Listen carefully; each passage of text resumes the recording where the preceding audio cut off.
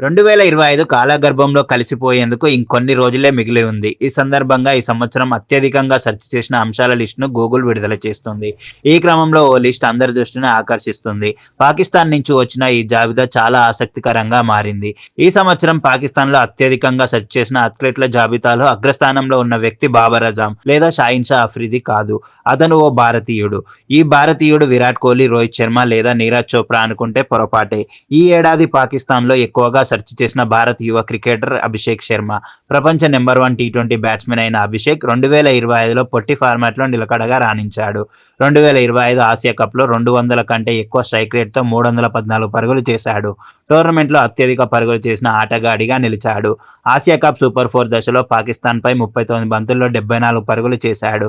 అభిషేక్ శర్మ పాకిస్తాన్ బౌలర్లకు చుక్కలు చూపించాడు. యువ క్రికెటర్ తన మొదటి ఓవర్‌లోనే షాహిన్‌ను దెబ్బతీశాడు. ఆ తర్వాత పాకిస్తాన్ బౌలర్లందరికీ చెమటలు పట్టించాడు.